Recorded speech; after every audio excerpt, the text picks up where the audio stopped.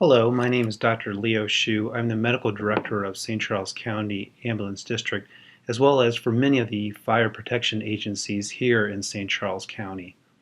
I would like to take a few moments today to talk to you about treatment for cardiac arrest. Last year, I discussed the possibility for implementing a pit crew model for when we encounter the sudden cardiac arrest patient.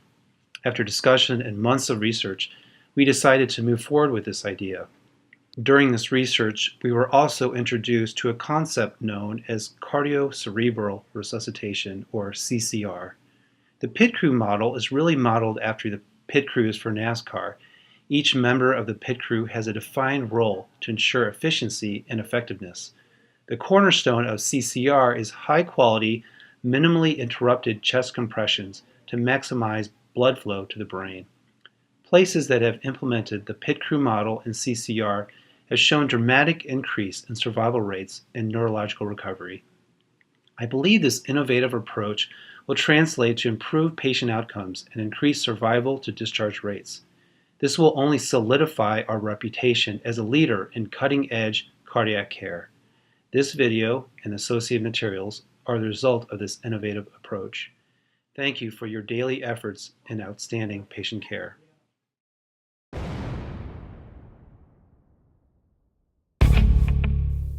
When fire district personnel are the first to arrive on the scene of a cardiac arrest, fire right begins compressions while fire left bares the chest. During the first round of 200 compressions, fire lead inserts an oropharyngeal or nasopharyngeal airway and applies a non-rebreather mask.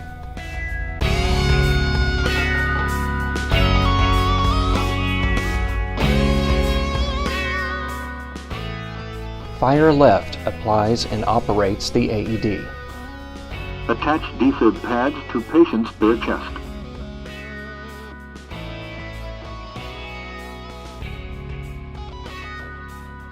Shock advised. Press flashing shock button. Everybody clear? All clear? Shock delivered. Start CPR. For the second round of compressions, fire left will assume the role of compressor. This helps to prevent rescuer fatigue. Good compression.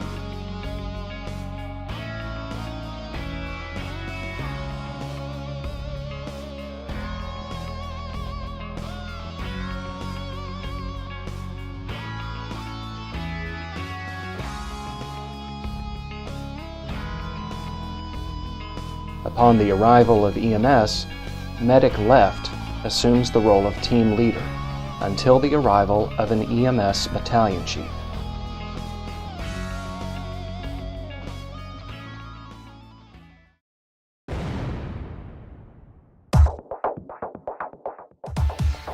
When EMS providers are the first to arrive on the scene of a cardiac arrest, medic right will begin compressions while medic left bares the chest. Next, medic left applies defibrillator pads.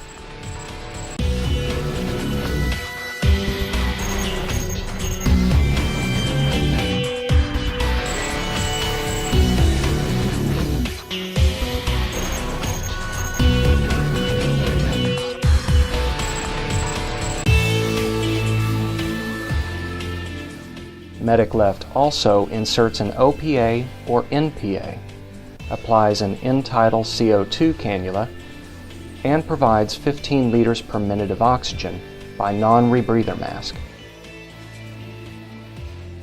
Quickly, medic left analyzes the patient's heart rhythm and defibrillates as indicated.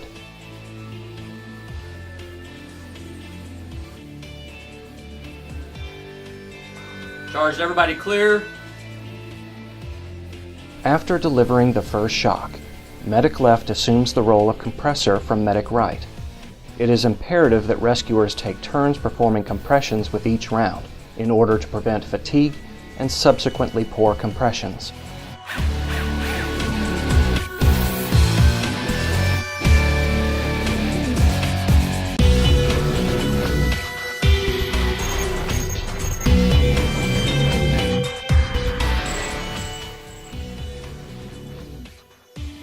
Med check. Ready. I'm going to give 1 milligram epi 1 in 10,000 IV push. Any contraindications? None. What's the volume? 10 cc's. Clear. Give All it. right. I'm going to give 1 milligram epi IV push.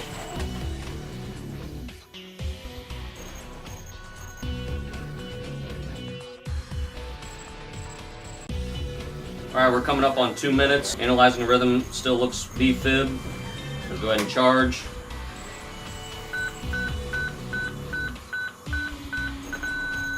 Charged. Everybody clear. Clear. Shock.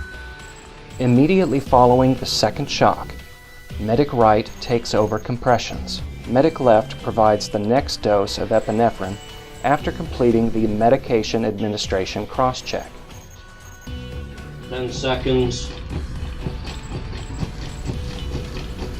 Showing V-fib on the monitor. I'm going to go ahead and charge for defibrillation. Charged. Everybody clear. You're clear. I'm clear. Shocking. Resuming CPR. Moving ahead, immediately following the third round of compressions, medic left directs the application of the auto pulse.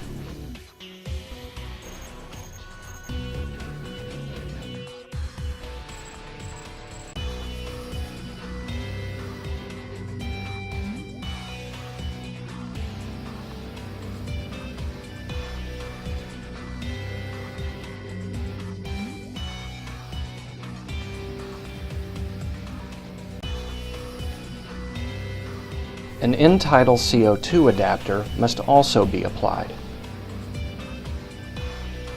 Continuing resuscitation efforts, the crew should administer amiodarone as indicated, and, if torsades is present, magnesium sulfate should be considered.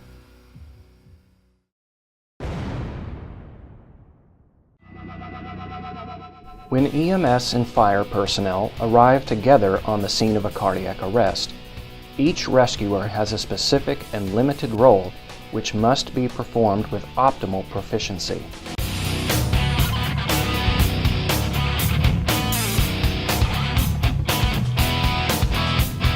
Okay, patient's pulseless anatomy to start compressions. Go ahead and cut the shirt.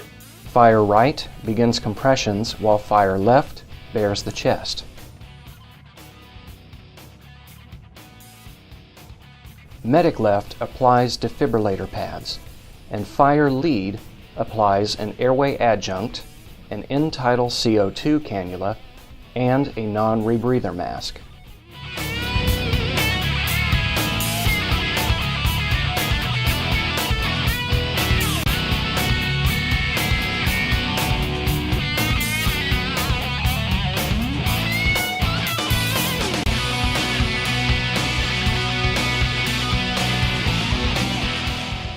Medic right establishes IO access and prepares epinephrine, which will be administered during the second round.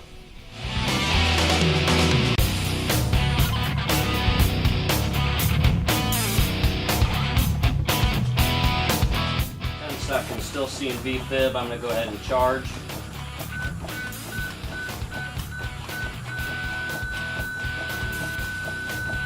Charged. Everybody clear. Clear. Shot.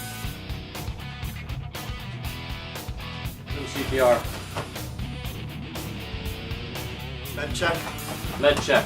Ready. I'm going to give 1 milligram of epi IV push. 1 in 10,000. Any contraindications? None. What's the volume? 10 cc's.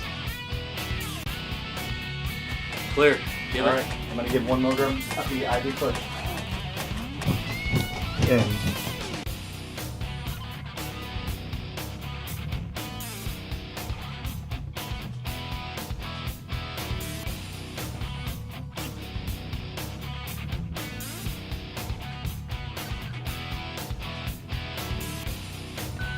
Charged. Everybody clear. Clear. Shot. And after completing the third round, rescuers apply the auto pulse.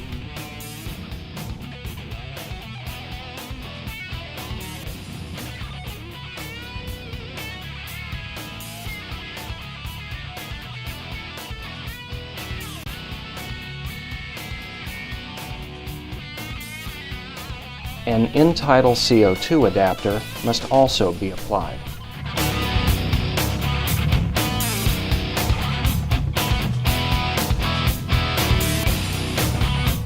Continuing resuscitation efforts. The crew should administer amiodarone as indicated, and, if torsades is present, magnesium sulfate should be considered. Monitor for signs of ROSC, which may include an abrupt, sustained increase in in-tidal CO2.